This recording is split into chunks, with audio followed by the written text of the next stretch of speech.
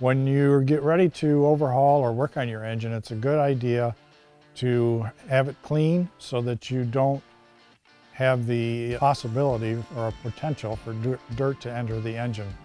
Dirt is one thing you want to keep out of the engine, along with other foreign materials such as coolant.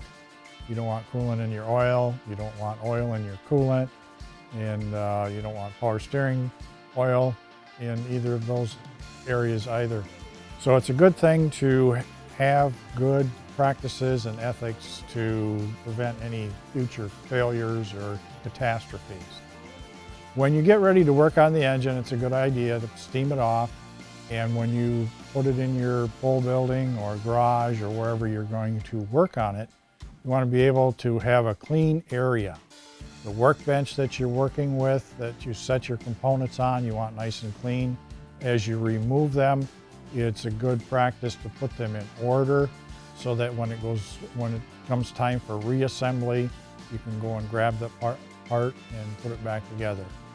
When it comes to the fuel systems on the engine, it's a good practice to even put those in plastic containers or plastic ziplock bags. You can get these at your local dollar store. They're real inexpensive, and you can label on there the location where they come out from. So if you pulled out the injector for number 1, you can place it in a bag, zip it tight, and right on there, cylinder number 1.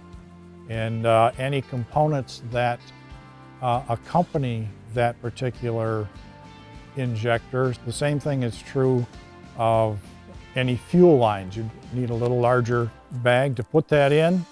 Take the fuel line off, put it in the bag, and say, okay, it's easy to identify as far as injector number 1, number 2, wherever it came from.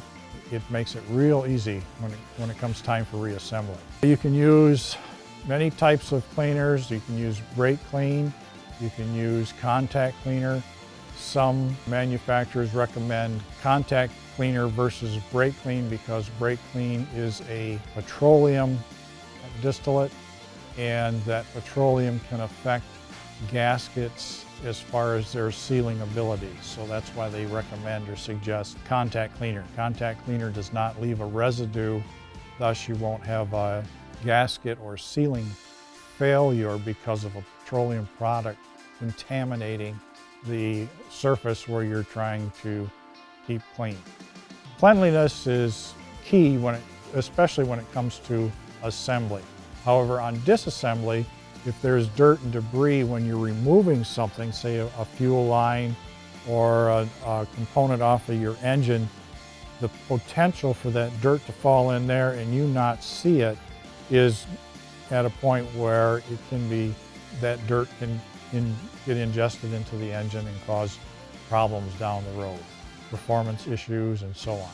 So this is why you want to be clean anytime that you're working on an engine.